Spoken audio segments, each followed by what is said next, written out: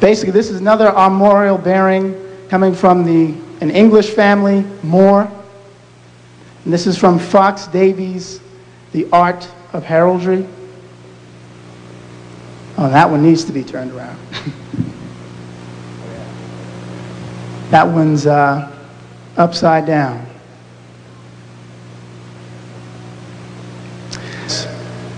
Nature Knows No Color Line. And he helps us really to understand, too, how once these coats of arms made their way into the European American community, the change in the term to Negro is given. Now, look at the names, if I read off the names. Maurice, Mormon, Mormon, Mormon, Morcant, Moore, Mortison, Moreau, Morel, Morelli, right? All these Moors, just more, right? But then when you look at the bottom and look at the top, Negroes in coats of arms of noble families, French, Dutch, and Belgian families with names of Negro. Now, it is possible, Rogers did that when he put it in. But given, in order to explain to people in the 1950s who the people were, to say, because at that time people calling themselves Negroes. So you a Negro, so this more, you respond to Negro, you won't respond to Moor. That's what people, that's what most people were in the 1950s.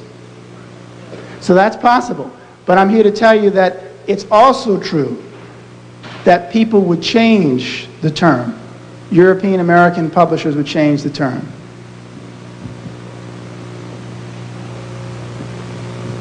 These are additional coats of arms from coats of arms showing Moors. There's one more there coming up out of a crown. Stuart, another Moorish sister wearing a crown. Brocas, a sister with bat wings coming out of her head. So, which seems to suggest, I spoke to a colleague about that in terms of medieval symbol, seems to suggest that this was someone involved in some type of alchemy. You have someone on the bottom here, Stuart in the middle, Mason, the middle one with three faces. In fact, for the family name Mason, it says 3 Moors' heads conjoined on one neck. And if one is wondering about the connection between Mason and Moor, you should continue to wonder, because there is a connection. Halliburton on the end, who was the Moor with the helmet.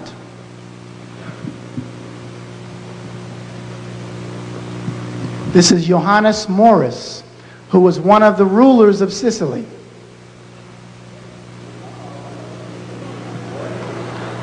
Johannes Morris, one of the rulers of Sicily, 12th century. 12th century. The Moors were in Sicily until 957 and in Crete until about 1026. So when people start, recognizing, when you see, some people who are Italian walking around, and unless they opened their mouth and told you they were Italian, you would say, well, you look just like, my uncle or my brother, because of the Moorish presence. And not even just the Islamic era Moors, but even before that time. This is the Zangermeisters I was talking about. Zangermeister, a singmaster. Good German family. Good German family whose ancestry is linked to a Moorish teacher of music who came to Berlin at the end of the 16th century and taught music. And he married a German woman.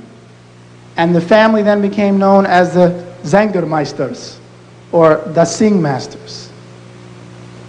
And what, again, is interesting is, when I got this information, I went to the Lehigh County Historical Society to find any information on family histories and so forth.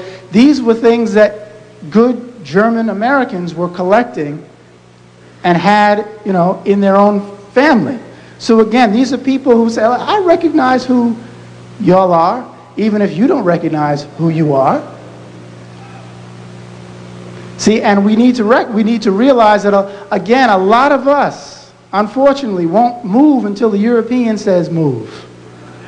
That's why I say I like to hit him in the bloodline, because the point I'm making is, when we illustrate that the European academics and Europeans who are informed know your legacy, then some of us really start, you know what, I think maybe he's right. Because I heard him say it. I heard this European American make it. So I just lay it out, you know?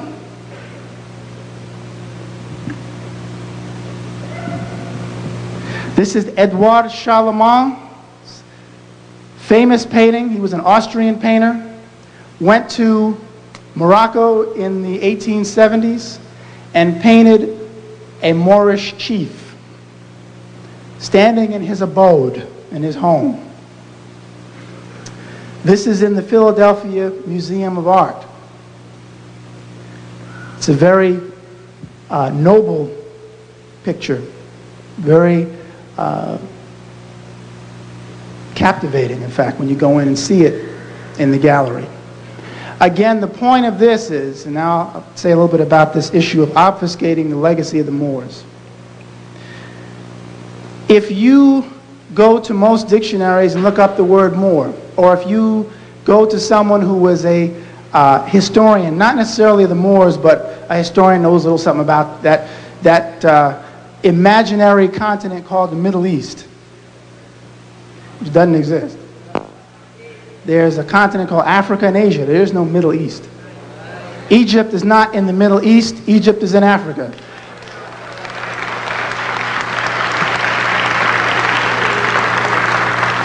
And the same is true for Morocco, Algiers, Libya, Tunis. So when we recognize, again, you know, how the game is played, the semantic game, we're going to create illusory terms that have no meaning. But if we get you to buy them, then, hey, it worked. But when you go to the dictionary and you look up the term Moor, usually it says somebody who was Berber or Arab. Or it may say the Berber Arab peoples who once occupied Spain. So they limit the folks to Spain and they call them the Berber or Arab. Well, when you look up the term Berber,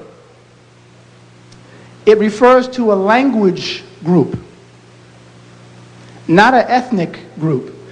And as a close friend of mine, Aziz Latfi, who was a Moroccan, who was here in school, I say here in the States, at Temple, and a linguist, he said, brother, you know, no people in Morocco call themselves Berbers if they are speaking the language of their own people. And even the ones that have gotten a Western education tend to back off of Berber because they know that it's a reference to a language group. They identify themselves by their ethnic designations. So whether you're talking about somebody saying that they are Sanheja, or maybe even Haratim, or Azenega, they're pointing out, you know, this is or Kashal, these are the groups that I'm a part of. I'm the Berber, I don't know what you're talking about. But to use that term is designed to create the illusion that Berbers don't have a connection to other African peoples. Because as Diop pointed out in his text, like the African origin of civilization, Europeans introduced terms like Kafir. This group over here is Kafir, and that group is Hamitic, and that group is Semitic, and this group is Negroid, and that group is Hottentot. All kinds of terms to separate, to divide and conquer.